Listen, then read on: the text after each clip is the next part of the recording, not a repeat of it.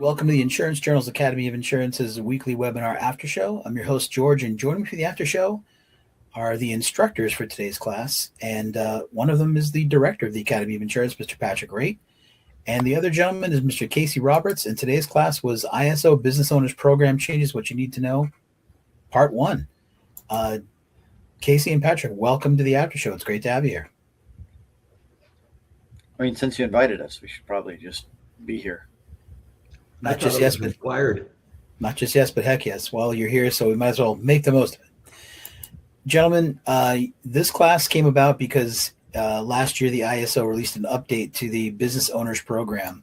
So how often does the ISO release updates to the program? And,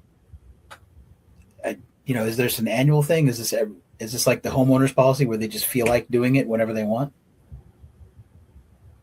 That seems about apropos. Yep. Whenever they get to it.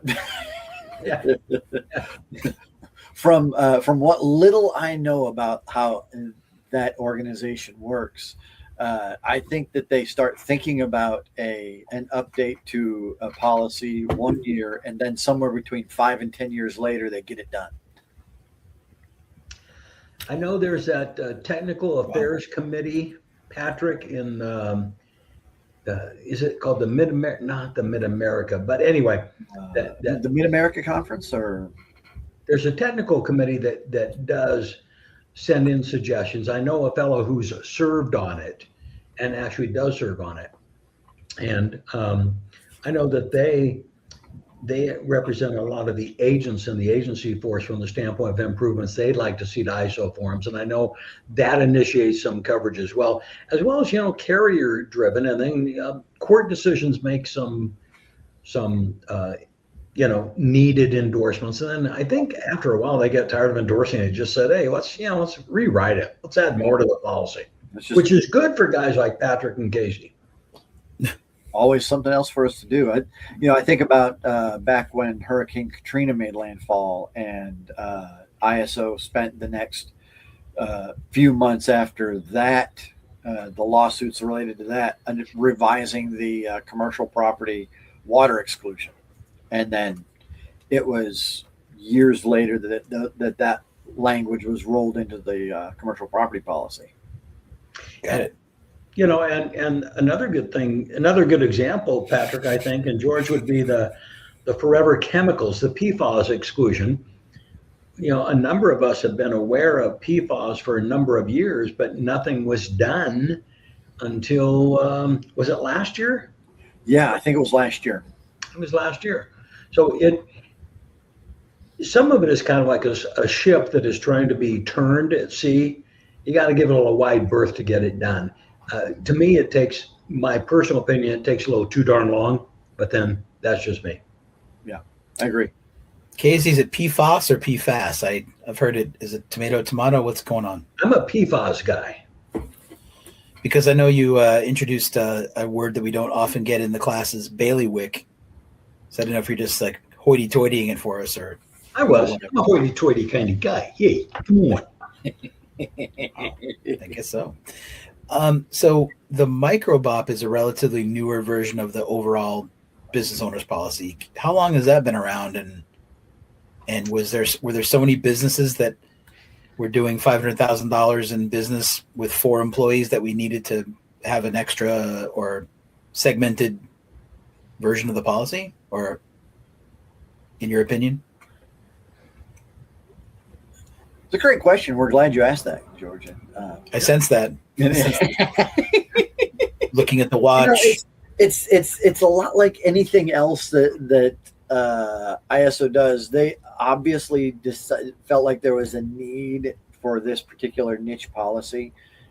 These smaller insureds, and think about, like Casey talked about and probably mentioned a dozen times during the session, the eligibility is so restricted, such a small business, that that a lot of those businesses that fall into that category, they just don't need all the coverages that are on the BOP. And if they did, they'd just get a BOP instead. Yeah, came about directly in 2020 was the first edition that was issued. We're working with that first edition now. I don't know. I just think, I think it was a recognition, I would say, and I'm just talking from my thought process here. I think it was a recognition that there are a whole lot of businesses in home.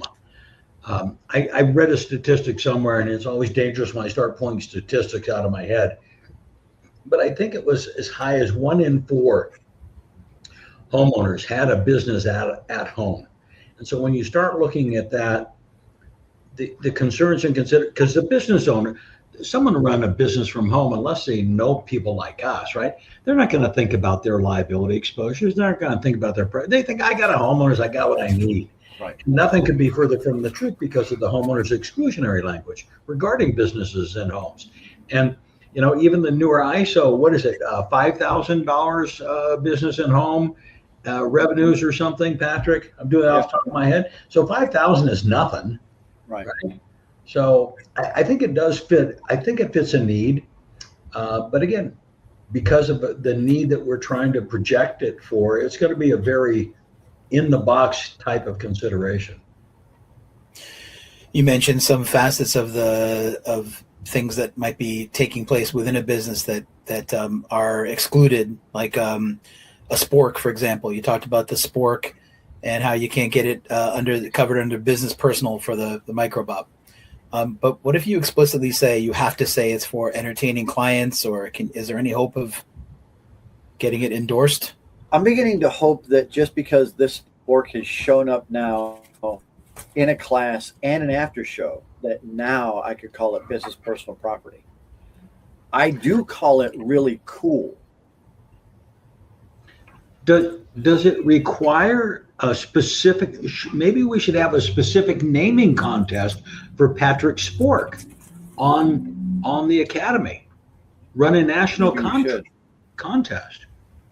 We could give them something like a free 10 minutes with George. Ooh. Virtually speaking, George. For what? And if they're close enough, maybe breakfast with George. That would be fantastic. Ooh. Whatever gets them through the turnstiles, you know? So sure, that's what you want, Casey. We'll make it happen. No, it's not a desire of mine. I'm spitballing here, as they say. Got it. Can I show you what's cool about this spork? Sure, please do. It's a spork. Okay. It's also got a nifty kniff. Wow.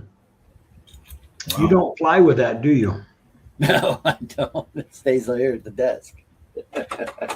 Those little things we learn because we get on a plane one too many times. That would be a TSA nightmare for me. Yes, it would. But it's all plastic. If I were standing in line ahead of you, I'd turn around and point at you and laugh, though. I just wouldn't want to be behind you because I wouldn't want to be associated. You wouldn't want to be tied up in that line snarl. I would not. I cut my travel times tight enough as it is. I don't need further exacerbation. There you go. In my bailiwick, if you will. I was wondering if there's anything that you thought should be covered, but isn't. Like you said, there's exclusion for E&O, but shouldn't there be, shouldn't Micro BOPs be able to get insurance for potential reputational harm, or should they get an umbrella policy for that? Or what's the, why can't they, why is E&O excluded? Well, they can get some E&O. Okay. They can get some, but E&O is one of those, it's a hot button issue and it's expensive. I mean, not expensive from a pricing standpoint, but E&O losses can be expensive. Yeah. Right. And when you have E&O, you do not want it done dirt cheap. No. You also mentioned there was not a reward component for the Micro BOP, but in other policies, like I forget which DP policy this is, but there's a you can get credit card insurance, like if there's a theft of a credit card. I mean, why don't small businesses have enough problems without not being able to get all the coverage of a regular BOP? I mean, like, why isn't there? Are these questions too hard hitting? I don't know. Well, the people want to know, number one, George. I mean, I'm just asking. need to know these questions. But, again, it goes back to who is it that's getting the micro BOP, right? I mean, we're talking about super small businesses that shouldn't have that kind of exposure. And if they do, then, they've got to address it in other places. And they can probably go to the BOP. Go to the BOP. They can go to the big boy BOP as opposed to the little guy BOP, if you will, and get some of those things addressed. So, I mean, just because our eligibility says, 1 to 4 employees at the most, including the owner, and no more than 500,000 in revenues. I have $350,000 in revenues, and I have no employees, but I could go for a BOP as opposed to the micro BOP. I'm going to fit in either box per se. So I think it just provides different opportunities, again, based upon risk exposures that most insureds are going to have. So if an underwriter reviews their application and they're making $500,001, out. They're out. That's it. Done. There's no macro BOP. There's nothing in between. There's no Motara Nebula from Star Trek 2 BOP. Like, there's no middle. No, nothing. No BOP it. No bebop. No bebop. Which is that? Bebop Balulu. Wow. There you go.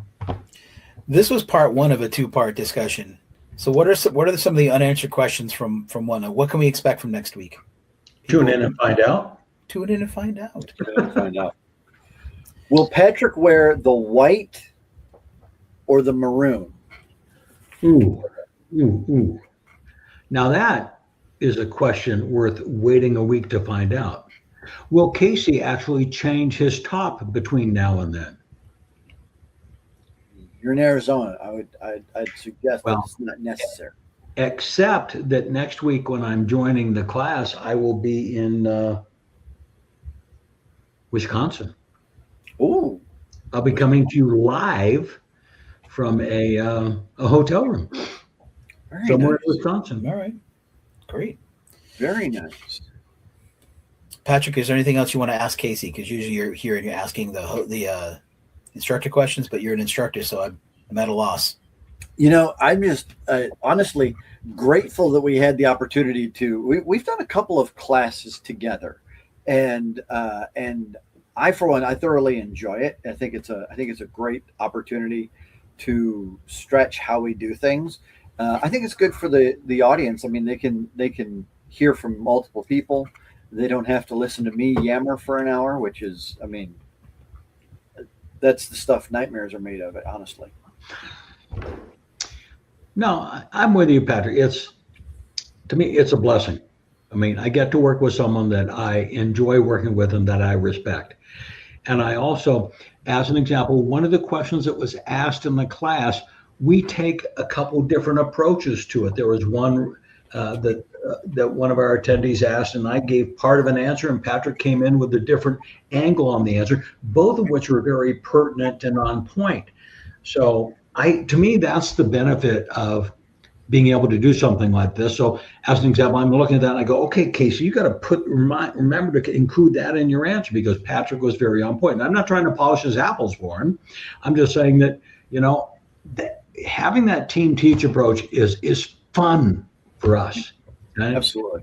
And so when Patrick and I were discussing it, it didn't take any consideration on my part to say yes. I was on board in a heartbeat. Well, gentlemen, that's definitely an incentive for everybody to want to come and check out part 2. So that's next week, same time. Thank you both so much for, being guests on the after show too. I know you're both super busy, so can't believe it. I can't believe I know you. Look forward to it. Fantastic. That's Casey, well, thank you both so much. On behalf of Patrick Wraight and Casey Roberts, this is your host, George, saying thanks everyone for coming to the after show, and we will see you next week. Same time for part 2 of ISO Business Owners Program Changes, what you need to know. I promise I won't change the name in the middle of the thing. So, gentlemen, thank you so much. And everybody, take care of yourselves. Have a great day. Thanks. So can we call Casey Big Bopper next week? Hello, baby. Oh.